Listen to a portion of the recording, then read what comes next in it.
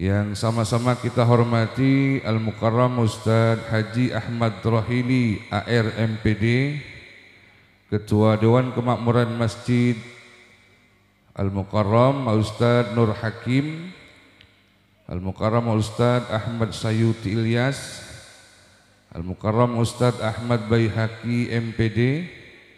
Hadir pula di tengah kita Bapak Sekdes Sukatenang, Bapak Haji Nolin Sumarlin, Bapak RW Majuk, serta RT Makmun, Al-Mukarramah Ustazah Haja Nur Hasanah El-Mughni, Al-Mukarramah Ustazah Masfirah Qalbi SPDI, Al-Mukarramah Ustazah Masfirah Yusuf, Al-Mukarramah Ustazah Hajjah Maryamah,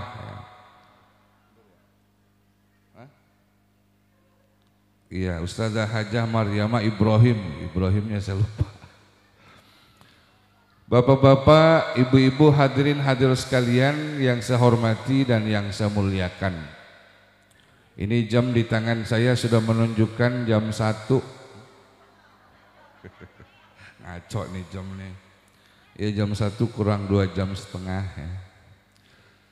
Tadi sudah banyak ilmu yang kita dengar dari Al-Mukarramah guru kita. Sayup-sayup tadi saya dengar tentang kriteria wanita solihah. Kalau tidak salah jangan banyak keluar rumah katanya. Emang ibu suka keluar rumah bu? Jangan bu. Kalau mau ke warung keluar nggak apa-apa. Cuma buat tangkrang tongkrong gitu ya. Nah ini nggak boleh. Kesempatan kali ini saya hanya ingin menyampaikan bahwa Muhammadun basyarun walaysa kal bashar. Nabi Muhammad itu adalah bashar, manusia. Dulu kita pernah ngaji Bapak Ibu, kata basyarun itu hakikatnya adalah makhluk yang berkulit. Dan Nabi Muhammad adalah basyarun, manusia yang memiliki kulit, walaysa kal bashar, tapi kulitnya tidak sama seperti kulit manusia pada umumnya. Nabi Muhammad punya kulit halus, lembut. Bapak-bapak kira-kira kulitnya halus apa kagak Pak? Sama ibu-ibu kira-kira halusan mana? Ibu-ibu kulitnya halus gak bu? Halus. Ibu-ibu mah sering pakai hand body ya. Jadi halus. Kalau bapak-bapak biasanya jarang. Maksud saya Muhammadun basyarun. Nabi Muhammad adalah manusia. Manusia yang berkulit. Dan Nabi kita itu memiliki kulit yang luar biasa. Karena apa? Karena dari pori-pori kulit Nabi Muhammad mengeluarkan tetesan keringat yang sangat wangi dan boleh dijadikan untuk sholat. Bahkan Nabi kita itu ternyata Bapak Ibu pernah dulu menghadiahkan sahabatnya dalam acara walimatul urus. Beliau memasukkan keringat beliau ke dalam botol dan itu dipersembahkan hadiah untuk hadiah perkawinan sahabatnya. Ini kira-kira kita di sini ada nggak Pak yang keringatnya wangi di sini? Bu, bapaknya pulang dari sawah keringetan, tidur di balai, kena sinar matahari, keringetnya netes. Terus ibu kumpulin di mangkok, masukin ke botol. Ibu mau pakai buat minyak wangi? Saya yakin dibuang gitu. Karena kita manusia biasa. Berbeda dengan keringat yang dimiliki oleh baginda Nabi besar kita Muhammad sallallahu alaihi wasallam. Dan Nabi kita ini Bapak Ibu nanti di dalam surga juga akan menikah kembali. Kalau kita tahu Nabi kita itu istrinya 9, 2 diceraikan, kemudian 7 menjadi istri Nabi, dan Nabi nanti akan menikah kembali di dalam surga. Dalam sebuah tafsir Sawi dijelaskan bahwasanya Nabi Adam itu adalah orang yang pertama kali memulai syariatnya Allah, yakni syariat pernikahan.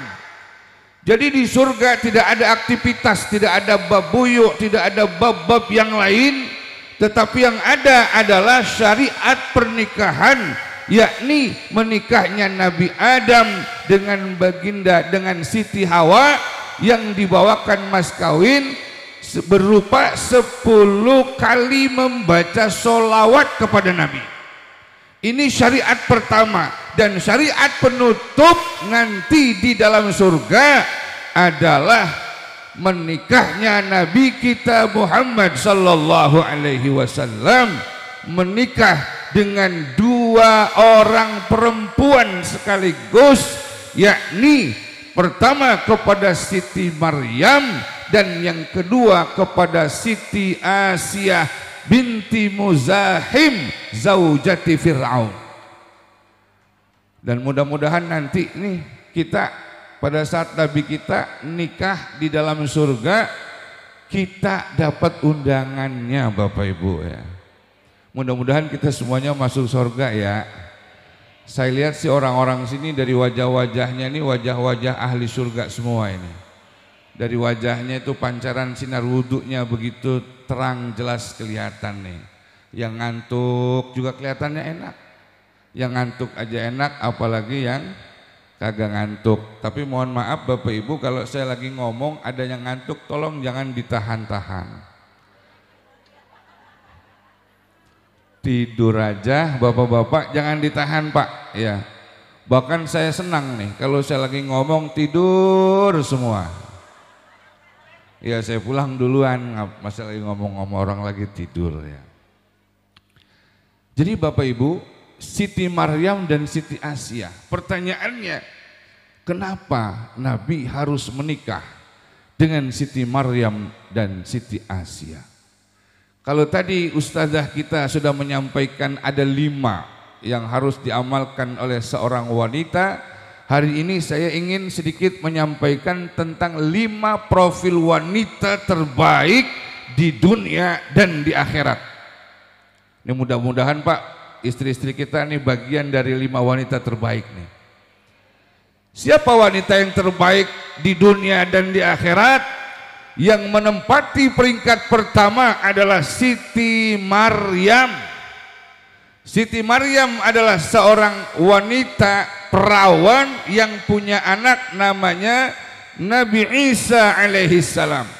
Beliau wanita terhebat karena beliau memiliki ujian yang tidak dimiliki oleh manusia pada umumnya.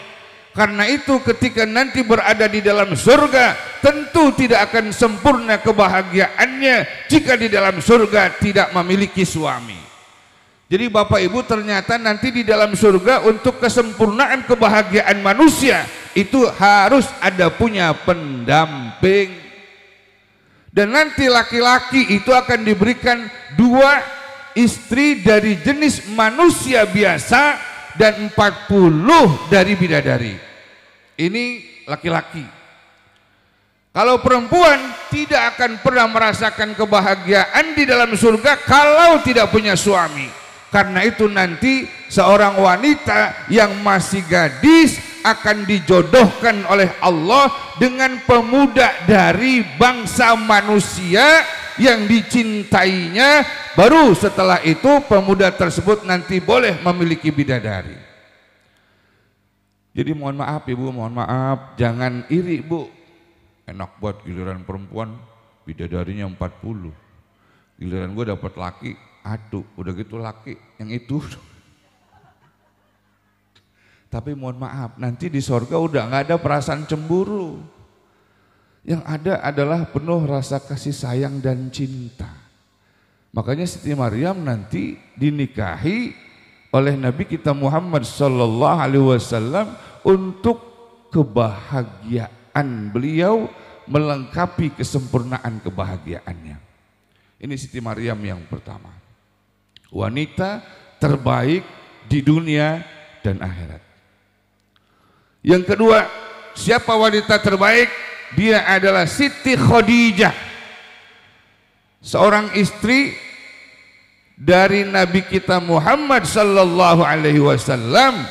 Meskipun Nabi kita itu pada saat menikah dengan Siti Khadijah dalam keadaan janda, dan Siti Khadijah sudah punya anak 3 anak tiri dengan 2 mantan suaminya. Jadi Siti Khadijah itu menikah pertama kepada Atik bin Aid, punya anak 2 namanya Halal dan Hindun. Kemudian setelah suaminya meninggal dunia, menikah lagi dengan saudagar kaya yang bernama Abi Halah, punya anak 1 namanya Hindun juga. Dan setelah itu baru Nabi kita menjadi suami yang ketiga dari Siti Khadijah, dengan membawa anak tiri 3, tapi mas kawinnya luar biasa, sebanyak 100 ekor unta. Satu riwayat lain menyatakan 20 naqah, 20 ekor unta. Kalau 100 ekor unta jadi mas kawin, itu kalau kita rupiahkan kira-kira sekitar 3 miliaran. Nabi kita orang miskin memang saat hidup di dunia, tapi disembunyikan kekayaannya oleh Allah, dan beliau pandai menghargai wanita. Buktinya beliau membawakan mas kawin untuk janda yang sudah 2 kali menikah, punya anak 3, dibawakan mas kawin sebanyak 3 miliar. Di sini ada Bu, kira-kira janda yang udah 3 kali nikah mas kawinnya 3 miliar ada? Mana orangnya? Kayaknya nggak ada ya Bu ya. Iya, jangankan 3 miliar Ustadz, yang perawan juga nggak ada yang 3 miliar ya. Yang 3 miliar itu mungkin kelasnya kelas siapa gitu. Di kampung saya mah perawan aja paling banter banget 100 juta. Itu ternyata ketahuan pas 3 tahun baru lunas. Ternyata lakinya minjem duit di BRI. Punya anak 3 baru lunas ya. Ini Nabi kita nih. Yang kedua itu berarti yang kedua wanita yang terbaik di dunia dan akhirat adalah Siti Khadijah. Yang ketiga baru Siti Fatimah. Siti Fatimah putri Nabi, istri Sayyidina Ali, yang pernah dulu pada saat beliau masih hidup pernah berpesan. Jadi Siti Fatimah itu begini Bapak Ibu, pada saat Nabi kita itu wafat, maka pada saat itu Siti Fatimah berpesan kepada suaminya, wahai suamiku Sayyidina Ali, sesuai dengan fatwa dari bapakku bahwa orang yang pertama kali menyusul menghadap kehariban Allah setelah Nabi adalah aku, putrinya. 6 bulan setelah Nabi Muhammad wafat terbukti memang beliau juga menyusul. Kemudian Siti Fatimah berwasiat, wahai suamiku, nanti jika aku meninggal dunia maka kamu harus menikahi sepupuku yang bernama Khawlah binti Khuwailid agar dia menjadi istrimu. Itu Siti Fatimah Bu, sebelum beliau wafat sudah berwasiat kepada suaminya agar nanti kalau beliau wafat menikahi Khawlah binti Khuwailid, yang dalam sejarah kita tahu setelah itu melahirkan seorang putra yang bernama Muhammad Al-Hanafiyah, dan dari Muhammad Al-Hanafiyah nanti lahir ulama-ulama besar dan semua aliran-aliran dalam Islam berjumlah 73. Itu cikal bakalnya itu dari beliau, namanya Muhammad Al-Hanafiyah, putra daripada Sayyidina Ali dengan Khawlah. Ini kira-kira di sini ada nggak Bu yang ibu pernah berpesan wasiat sama laki, bang ntar kalau gua mati lu menikah sama si Anu ya, ada nggak yang begitu?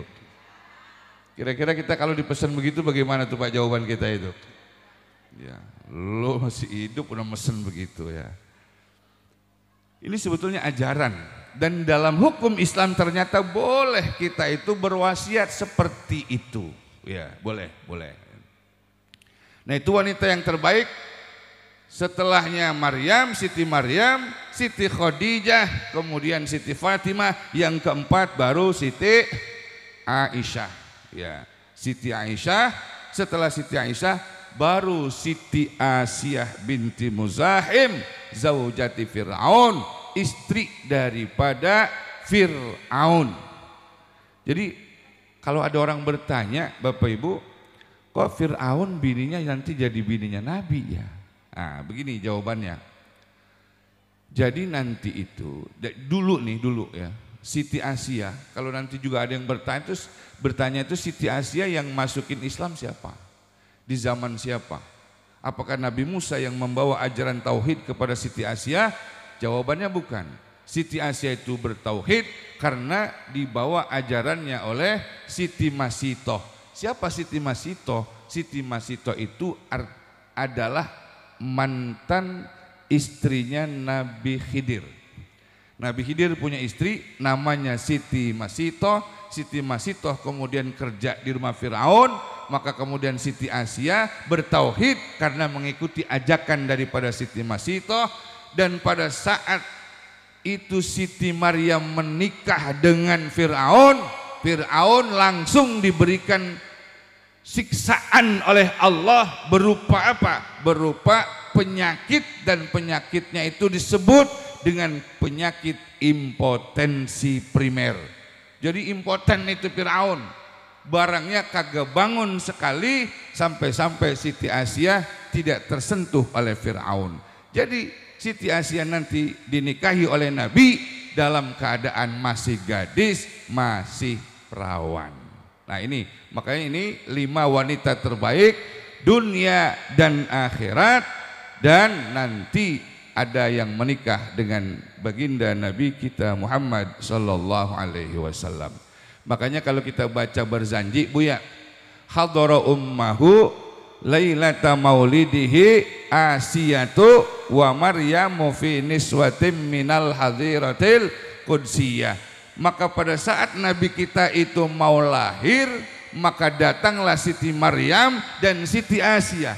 Kenapa yang datang Siti Maryam dan Siti Asia? Karena kedua wanita ini datang untuk menjemput calon suaminya nanti. Nih, ini alasannya begitu. Hadara ummahu lailata maulidihi Asiyatu wa Maryamu fi niswatin minal hadiratil qudsiyah. Bapak Ibu yang saya hormati, nah ini mohon maaf, saya terlalu serius ya bicaranya, karena sedikit saya ingin menyampaikan sejarah sebagai sambungan tadi yang disampaikan oleh Ustazah. Yang bisa kita bawa pulang pada kesempatan kali ini apa? Baik Bapak Ibu, dulu pada saat saya belajar di pesantren, saya mendapatkan ijazah dari saya punya guru. Guru saya mengijazahkan kepada saya untuk mengamalkan sholawat. Dan sholawat itu yang saya diberikan adalah sholawat Khidir atau sholawat Jibril. Bunyinya sallallahu ala Muhammad, sallallahu ala Muhammad, sallallahu ala Muhammad. Silakan nanti Bapak Ibu kita amalkan ini. Siapa yang mengamalkan ini, apa yang menjadi hajat-hajatnya insya Allah akan dikabul oleh Allah subhanahu wa ta'ala. Dan pada saat saya menyampaikan ceramah seperti ini, ada ibu-ibu yang tertarik dan dia mengatakan, kalau begitu Ustadz boleh enggak saya amalkan itu sholawat 1000 kali? Saya bilang silahkan. Emang ibu pengen punya apa? Saya pengen punya emas 5 gram. Kata saya, kok dikit banget Bu, kenapa cuma 5 gram? Enggak, ini 5 gram jajal aja dulu katanya. Siapa tahu katanya berhasil. Ya silakan Bu, amalkan. Terus berapa hari Ustaz saya harus amalkan? Kata saya 40 hari aja Bu. Ntar kalau saya udah amalin 40 hari saya berhasil punya emas 5 gram. Ya silakan aja coba. Itu sehari dia mulain amalin tuh. Sehari, 5 hari, 30 hari, 39 hari, sampai di 40 hari. Di saat 40 hari dia telepon saya. Assalamualaikum, salam. Apa Bu? Ustadz, kata Ustadz saya disuruh ngamalin sholawat. Ya, 40 hari betul. ini mana katanya Ustadz, udah 40 hari saya belum dapat apa-apa. Kata saya begini, Bu, jangan kecil hati, ini masih pagi. Mungkin nanti sore ibu dapat rezeki.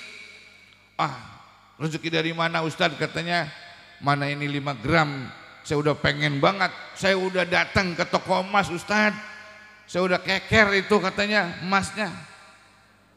Kata saya, udah Bu, tambahin lagi sholawatnya ya, jadi 3.000. Ibu sanggup gak? Apaan ini yang 40 aja belum dapat, katanya disuruh tambahin lagi. Kata saya, tambahin lagi 3.000, saya kasih waktu 3 hari. Jika waktu 3 hari ibu ngamalin 3.000, ibu belum punya emas juga, ntar saya yang beliin emas kalau kagak berhasil. Sampai saya ngomong begitu, Bu. Saya berpikir begini, biarin dah, 3 hari ini besok dia baca sholawat belum juga dapat emas, terpaksa ada gua yang beliin. Waktu itu emas baru 500 kalau 5 gram jadi 2,5 juta. Biarin dah, daripada gua malu ntar.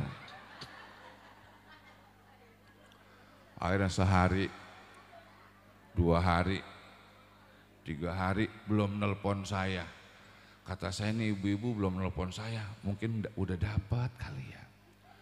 Ternyata dia itu kagak nelpon saya, emang kagak punya pulsa.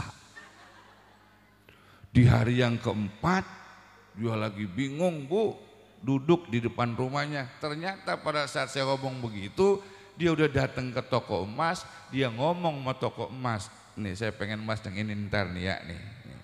Dia pulang, udah mesen dia. Kata dia, ya Allah ini gue malu amat ini ya, sama tukang emas ini gue malu. Terkata tukang emas, apa katanya ini ya, nenek-nenek, orang Islam lagunya tukang mulid, goroh, begitu doang. Nah tiba-tiba Bu, ada datang anaknya naik motor, motornya KZR, jelek banget tuh motor, suaranya udah pecah itu. Datang ke situ, Assalamualaikum, salam. Kita sebut aja namanya Udin deh ya. Ada yang namanya Udin Pak di sini? Ya. Ada ibu suami yang namanya Udin, ini mah kebetulan aja ya. Ketok pintu, Assalamualaikum, salam. Kata emaknya itu, lah lu Din, tumben lu pagi-pagi ke rumah gua. Iyanya, saya pagi-pagi ke rumahnya karena saya 40 harinya ngimpiinnya mulu. Makanya saya pagi-pagi kemari. Emaknya itu udah punya husnuzon bagus, kata dia. Nah ini berarti ngimpi gua, ngimpi anak gua berarti nyampe nih rezeki gua nih ntar nih buat beli emas nih. Lalu ngimpi gua berapa malam Tong? Udah 40 malamnya ayang ngimpiinnya mulu, takutnya ngapa-ngapa. Enggak, tapinya gua sehat. Lu sehat Din? Saya juga sehatnya, alhamdulillah. Anak lo? Alhamdulillah anak saya juga sehatnya. Yang pertama, yang kedua, yang ketiga, cuman yang keempat ini lagi kurang sehat. Makanya pagi-pagi saya datang ke rumahnya. Kalinya punya duit simpenan gocap aja nyak minjem. Kata emaknya, ya gua kata kali membawain duit, malah mau minjem duit. Ya gua duit dari mana Din? Emang gua kagak ada yang bagi duit selain anak-anak gua. Udah gini aja dah, lu berdoa Din, ntar gua aminin doa lo. Dulu gua pernah ngaji, kata guru, doaul walid li waladihi ka doain nabi li ummati. Doa orang tua kepada anaknya sama seperti doa Nabi kepada umatnya. Gue doain loh. Si Udin doa deh tuh Bu, karena emang dia itu si Udin pernah pesantren, dia berdoa deh tuh pakai bahasa Arab. Allahumma inna duha'a duha'uka wal baha'a baha'uka wal jamala jamaluka. Kalau kata emaknya Din, jangan pakai bahasa Arab. Gua kagak tahu lempengan aminnya sebelah mana. Udah lo pakai bahasa kita aja. Ditukar pakai bahasa Indonesia. Ini si Udin lagi doakan ya Bu ya, yang bagus pakai bahasa Indonesia, jangan pakai bahasa Betawi. Kalau pakai bahasa Betawi songong.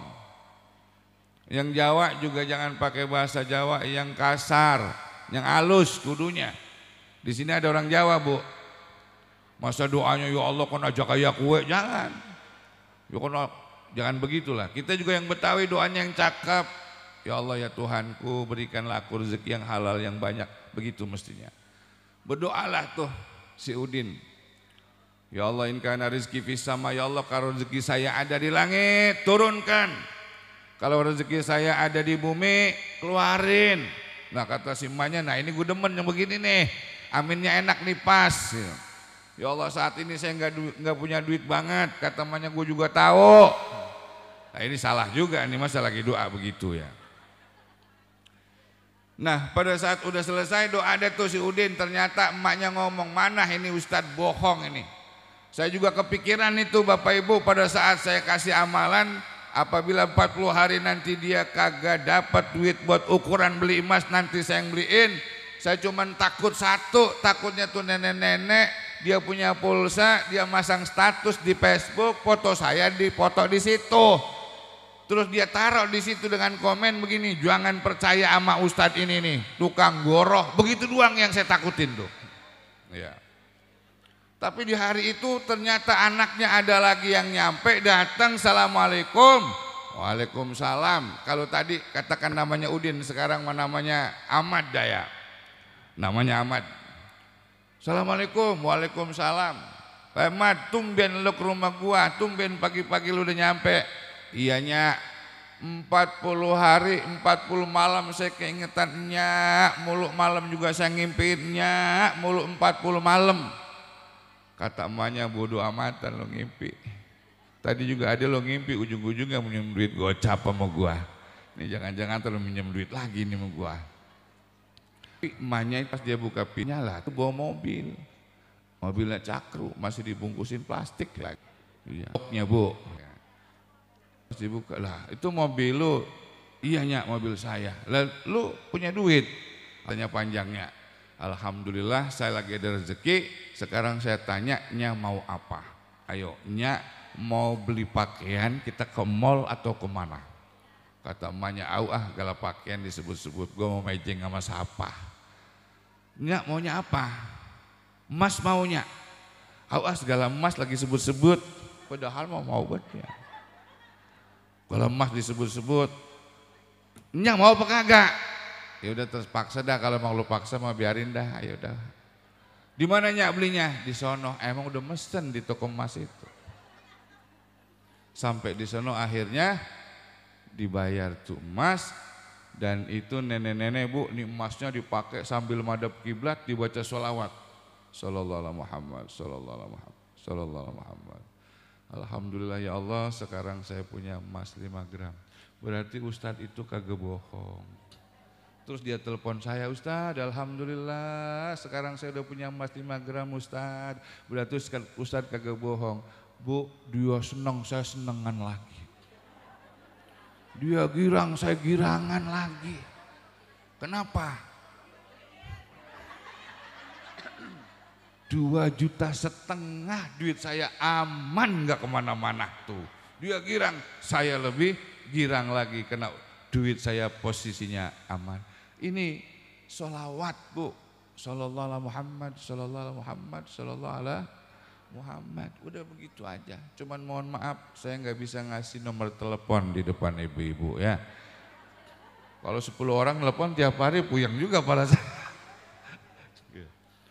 Bapak Ibu yang saya hormati, nah ini yang bisa kita bawa pulang. Yang kedua nih, ya saya pesan kepada Bapak Ibu, kalau punya laki bu, Nabi nggak pernah ngasih contoh laki itu sembahyang di rumah, nggak pernah. Nabi selalu memberikan contoh umatnya sembahyangnya di masjid. Dan Nabi tidak pernah mencontohkan beliau pernah sholat di masjid bersama dengan istrinya. Enggak pernah ada contoh dari Nabi. Itu buat Nabi ya Bapak Ibu. Tapi buat kita, bagaimana misalkan suami itu disuruh jadi imam. Karena semenjak berumah tangga, sang suami belum pernah jadi imam buat rumahnya sendiri. Nah kalau buat kita mah kelasnya lain. Sekali-kali mah boleh. Ya. Kenapa saya katakan boleh? Sebab kita kadang-kadang orang udah lama berumah tangga belum tahu laki bisa baca Quran apa belum, kita belum tahu kadang-kadang. Karena itu nanti kalau misalkan ibu punya suami, suaminya ngomong, "Neng, saya pengen kita ini sekali-kali berjamaah." Sebagaimana dulu pernah ada jamaah saya sampaikan begini, itu emang dia betul, dia mengatakan, "Saya semenjak berumah tangga belum pernah Pak Ustadz saya melakukan jamaah sama laki saya. Sekarang ini ntar pulang," saya bilang nih, maghrib laki saya pulang, saya suruh jadi imam buat diri saya. Ternyata betul, cuman ini sayangnya suaminya sombong. Jadi imam tuh laki, kata bininya, "Bang, abang pokoknya kudu jadi imam." Kata lakinya, "Ya siapa takut tibang imam." Jadi imam dia itu. Cuman kata bininya, "Ini kira-kira laki gua sembahyang imam jadi apa? Baca surah apaan ini ya?" Kalau kata lakinya, "Kira-kira gua baca surah apa ya? Ini kan imam perdana nih gua, baru ini gua jadi imam nih. Kalau gua baca kulhu, jatuh amat gua baca Yasin aja ntar dah. Bayang maghrib Yasin." Dia jadi imam ghairil maghdubi alaihim waladdallin, amin. Bismillahirrahmanirrahim, Yasin. Apa kata istrinya? Deh laki gua, baru ini jadi imam Yasin dibaca. Wal Qur'anil Hakim, kata bininya, "Biarin kalau bacanya salah kagak gua benerin. Gua juga hafal Yasin." Innaka laminal mursalin ala siratim mustaqim. Lupa bu. Kata bininya, "Mampus lo. Lagu sih, bayang maghrib Yasin." Diulangi lagi sama dia. Yasin wal Qur'anil Hakim, innaka laminal mursalin ala siratim mustaqim. Siratal ladzina an'amta alaihim ghairil maghdubi alaihim waladdallin.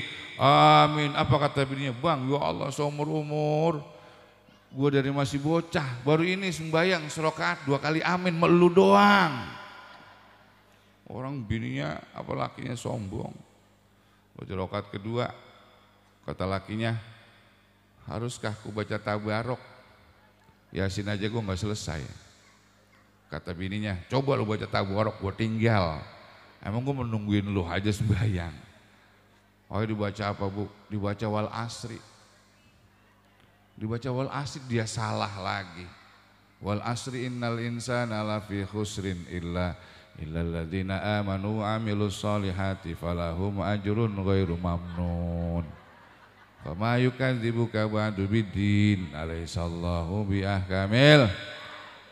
Kata bininya, "Bang, lu baca watini wal asri sih bang lu." Bayang maghrib jadi wal asri ke watini. Wah, di rakaat ketiga kata lakinya, "Udah, alhamdulillah gue sudah melalui masa-masa sulit. Udah kalau rakaat ketiga kan udah silent ya, udah nggak ada suaranya. Gue baca dia kagak dengar, gue kagak baca juga dia kagak tahu." Tapi orang sombong, setannya datang lagi pas giliran di tahiyat terakhir. Dibaca tahiyat, tahiyatul barakatuh sholawatut thayyibatulillah. Assalamualaikum ayuhan nabi wa rahmatullahi wa barakatuh. Assalamu alayna wa ala ibadillahis sholihin. Asyhadu an la ilaha illallah wa asyhadu anna muhammadar rasulullah. Hayya ala sholah, hayya ala falah. Qad qamatis sholatu, qad qamatis sholah. Allahu akbar. Ya qomat lah. Ya Allah bu, makanya sembahyang kagak boleh sombong. Ini ya bu ya, nanti lakinya suruh sembahyang ke masjid bu. Lakinya sembahyang ke masjid, ibu sembahyang di rumah.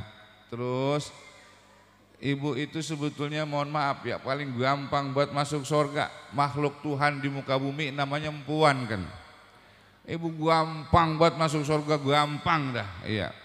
Syaratnya apa? Idza sholatil mar'atu khamsaha. Perempuan apabila sembahyang 5 waktu aja.